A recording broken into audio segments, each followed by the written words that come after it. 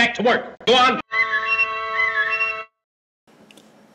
Hey everybody, Gears McTinkerson here, and today's work focuses on my Astromech.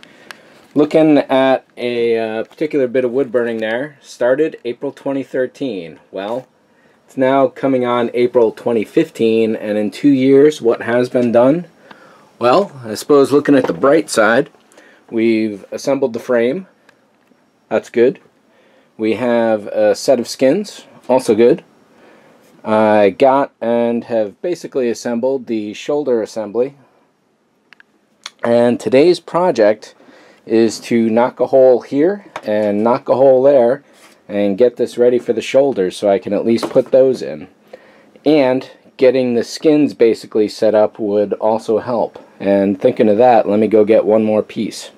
So in Astromech circles, this is known as the John Sherrill aluminum skins. These were produced for a while.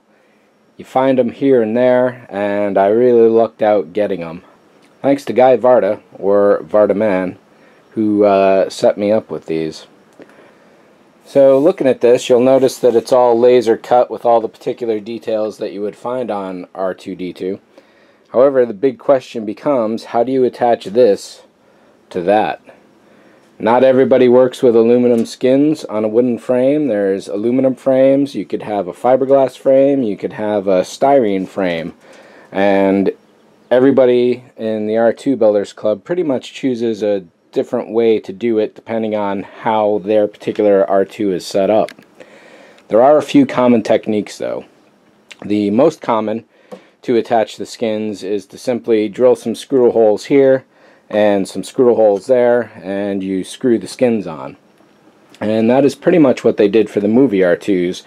And if you look real close in the movies, or you go around to if the exhibitions are still going on and there's a full-size R2, you'll notice that there are in fact Phillips head screws all over his body on the outside. They're just painted white, so you never really notice them at all.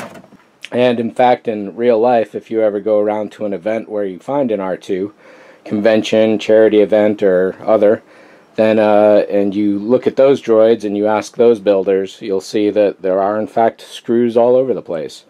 There are some people go for a few screws, some people go for a lot of screws.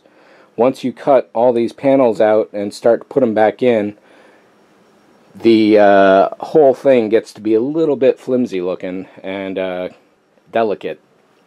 There is another option, and one that I think that my wife and I will be pursuing with this. The skins themselves come in 4 pieces. Right now I only have these 2 right here. These are the inner skins. And over here are the outer skins. They're cut differently. There's different cuts on them to help better identify what's going on. And you'll notice there's little tabs on all these pieces that need to be cut out as well. However, let's stick with one thing at a time. The first thing I want to do is get the skins onto the body, and then I'll worry about cutting all these delicate pieces out. Now in the video here you can barely see that fine line, and it's not an easy process. It's very tedious, and the chances of bending the aluminum are not all that difficult to do. So the basic idea is that once you get the skins aligned on here, which also happens to include doing the shoulders, you don't have to do them at the same time, but I pretty much want to. Once you get the skins aligned, you pretty much just drill holes straight through it, and that's all there is to it. A lot of folks, once the skins are on, never really have to pull them off. There are times when you need to get into the frame and do some maintenance on the inside, and having those skins off of there is definitely the best option.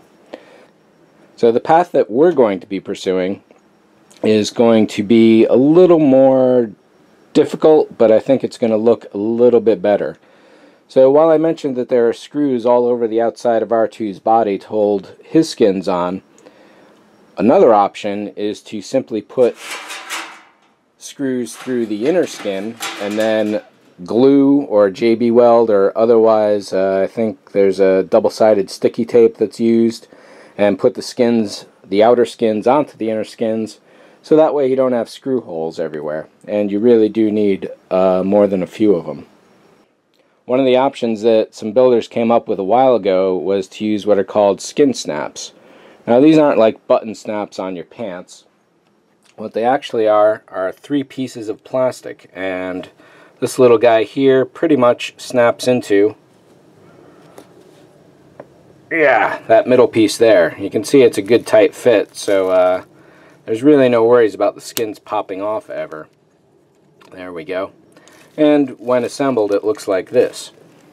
And when attached to a frame, there are 3 little guys. One goes there, one down here, and then one down there.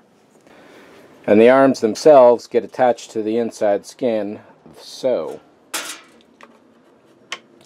That way, if you really need to get into your body fast and make it nice and easy, you can just pull the skins off and snap them back on. And there are years of testing and work that's been done to make sure that this works right, and in fact, even though it may look a little bit flimsy, these things are in fact really stable. The kit itself comes with all the screws or the T-bolts that you need. Those little guys right there. Those get stuck into the wood to help for a nice secure fastening. So first up, what I want to do is attach the shoulders, which means drilling this out, which means putting the skins on to help make sure everything's aligned and he's actually perpendicular to himself and the legs are actually going to be going genuinely forward at a 0-degree angle. Because if the shoulders are off by just a degree or two when you're driving him around, he's going to be going a degree or two off. There are ways to counter that when you get your RC controller, which could be any generic brand that flies any plane or submarine or anything like that. However, getting it right the first time is the best way to go. So let me set the camera up and we'll take a look at this in a little more detail.